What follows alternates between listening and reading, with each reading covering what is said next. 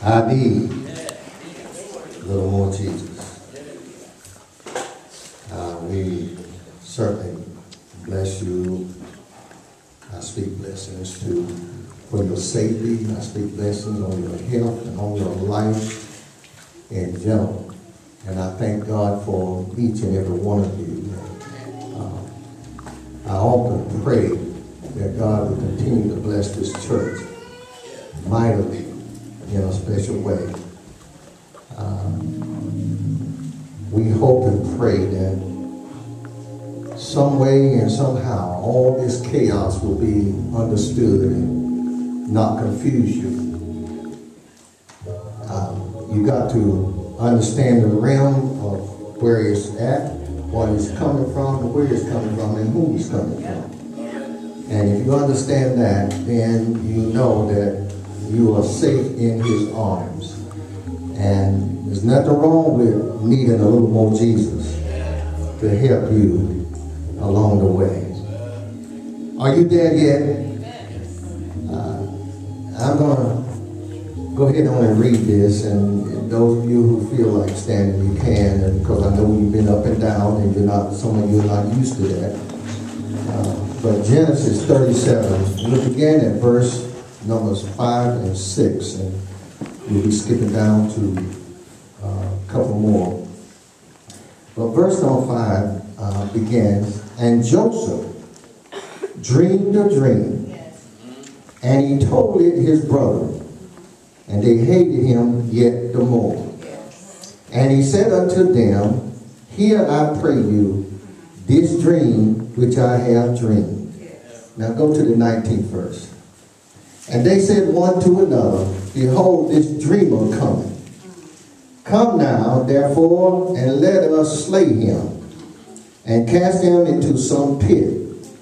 And we will say, some evil beast hath devoured him, and we shall see what will become of his dreams. And Reuben heard it, and he delivered him out of their hands, and said, let us not kill him. Father in heaven, as we come now to expound on your word, we thank you from the depths of our heart. We ask you, oh God, now just anoint us afresh from the crown of our head to the soles of our feet. Oh God, as we stand on the wall of this gospel, speak through the lips of clay the words you desire your people to hear. Now, God, open up their hearts and their minds. For it is in the precious name of Jesus the Christ we pray, amen. You may be seated. Now, I want you all to get this message. Deadly dreams. Deadly dreams. I was sitting in my recliner early in the morning, and I was just meditating on people that have dreams. And young people, I want to tell you, well, this goes for us adults too. You can't tell everybody your dreams. You have to keep some things to yourself. I mean, it's dangerous sometimes to tell somebody because of the aspect of emotion. People will, get mad at you for having a successful dream, and you might claim or dream that God has blessed you with an enormous estate, a pretty house, a nice house, and a good life. You don't know who you are offending. You telling somebody your dream. And the thing is that I thought about Joseph and Martin Luther King. Both were dreamers. Now, I suspect that Joseph's dream, his probably inheritance from his father, because Jacob had a dream. He laid his head on a pillow, and he dreamed that he saw a ladder stretching from earth to heaven. And he saw angels ascending and descending. Now, the thing was, the angel did visit Jacob. And Jacob realized that his dream was he was going to have a visitor. But he didn't tell nobody. So when the angel came to visit with him, and he wrestled with the angel, the Bible says, all night long. And just when the sun was about to rise, the angel said, you got to let me go. See, I got to go. And Jacob said, I'm going to hold on to you till you bless me.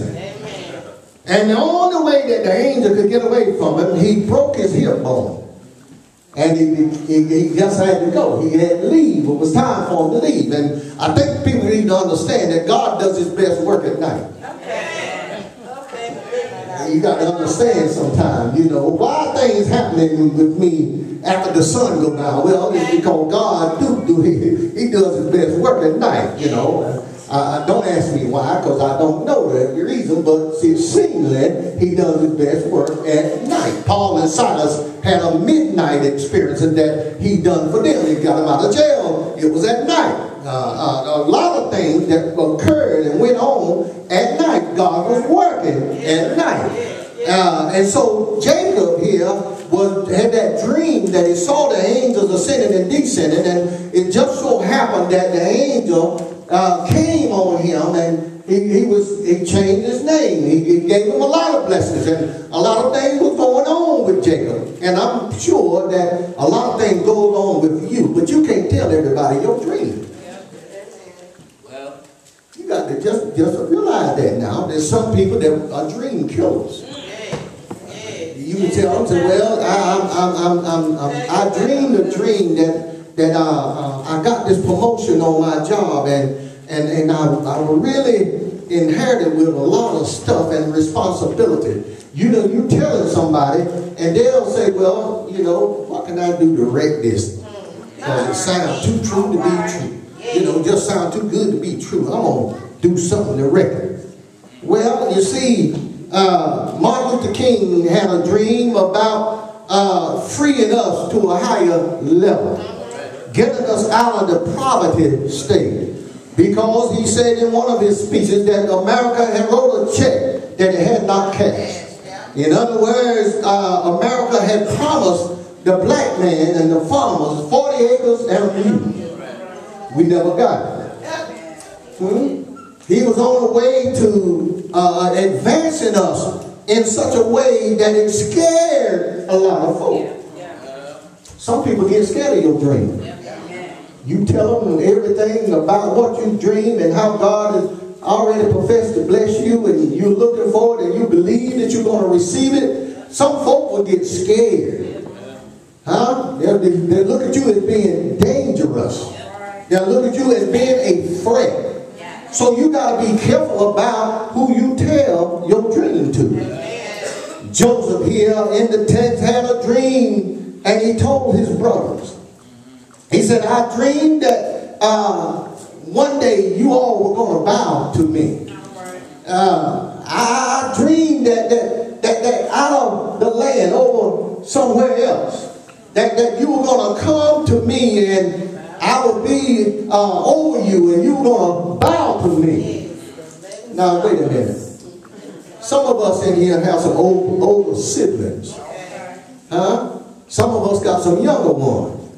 But those of us who have older siblings know that the younger one can't say that to the older. You can't tell your older sibling, you're going to bow to me, you're going to pay homage to me, and you're going to ask me for things, and I'm going to be the one to say, yeah, or nay. Y'all want me to prove it? Glad you asked. Let a family die and leave the younger one in charge. Am I hitting on somebody's doorstep? Have you experienced that? Huh? I'm telling you, what happened is, if the younger one is left in charge, somebody in the family is going to get mad. Why did you leave him in charge? Or why did you leave her in charge? Well, maybe you just not fit for the task. Just plain and simple, you're not fit for the task. Joseph here was hated by his brothers, but he was loved by his dad. His mama loved him. Joseph's daddy made him a coat of many colors.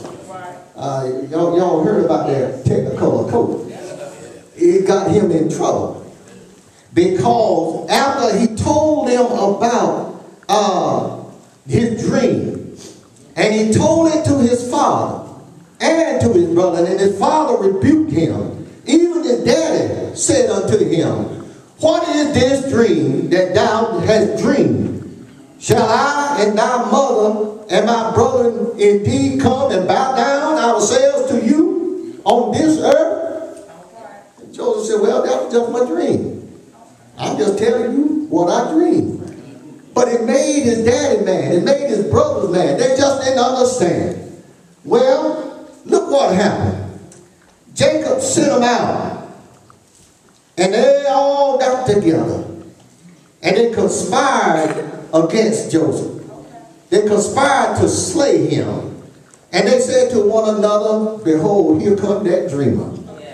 And you know how they know him? He had that coat on. They want one coat like that.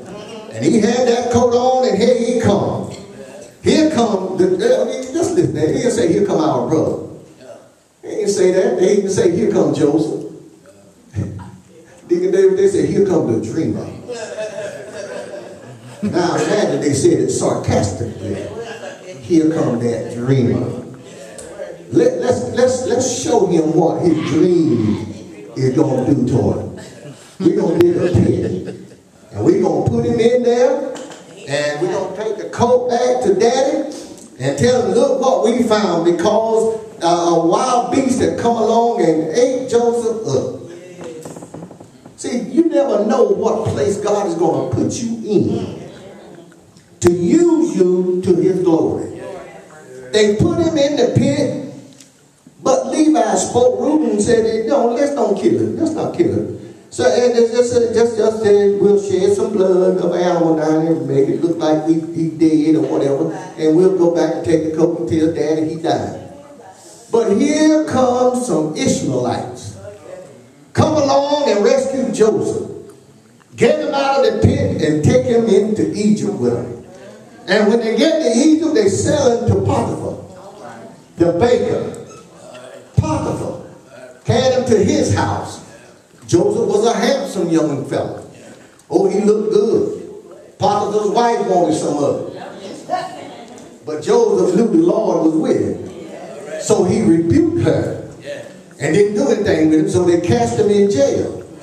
I hope the dreams didn't stop there, y'all. I see Martin Luther King down in the Birmingham jail. Martin saw the march on Washington.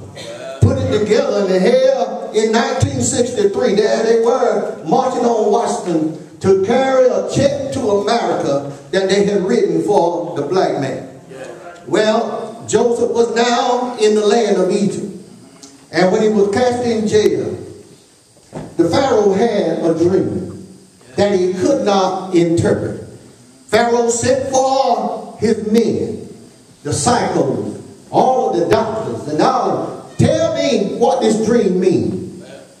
And they said, well, they said one thing, they said another, but they certainly couldn't decipher the dream. So Potiphar says to the Pharaoh, there is one in jail by the name of Joseph. He can interpret your dream. So we'll bring him here and let me see what he says. So the Pharaoh tells Joseph his dream. He said, I have a dream, Joseph.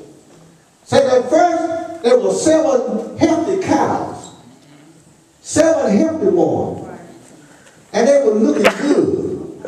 And then all of a sudden there were 7 lean, poor, impoverished cows. I don't know what that means. Tell me what my dream means. Joseph began to tell him, says, you're going to have 7 years of plenty. Store up while it's plenty. Because a famine is coming. There'll be 7 years of famine. Oh, look at here now. The Pharaoh was so pleased and said, well, I tell you what I'm going to do. I'm going to put you in charge. In other words, he was the CEO of the office. Y'all understand that term. But Joseph was in charge of the country. He said, I myself am the only one you have to take orders from. And here it comes.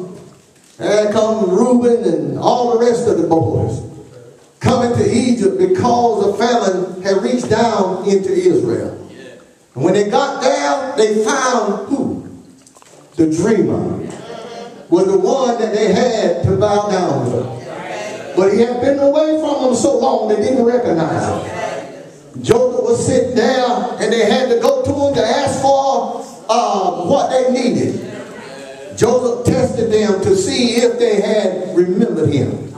And when he got through, he said, go bring me Benjamin. And let him come. They didn't know who Joseph was. So they went back and got Benjamin and brought him back. And then he said, bring the father. And then Jacob came. And who was now Israel.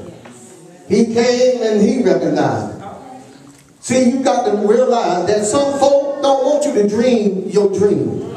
Some folk will do anything to just destroy your dream. But if you believe in God and put yourself in His will, yes, God will make a way. Yes, He'll make a way out of no way. Yes, some folk don't really understand. Yes, some folk labor all night long, yes, praying hard as they can, yes, about this one thing or that one thing. Yes. But if they just put their trust in God, yes, they can turn out like the great dreamer. Yes. They can have their way. Yes. They can have authority, yes, over many things. Yes. Some folk might call you foolish, yes, but God is the one that says the understanding is the beginning of knowledge. And if you understand what God wants in your life, yes, knowledge will come. Yes, if you understand where your life is headed, yes, you have more wisdom than those that are pointing fingers at you.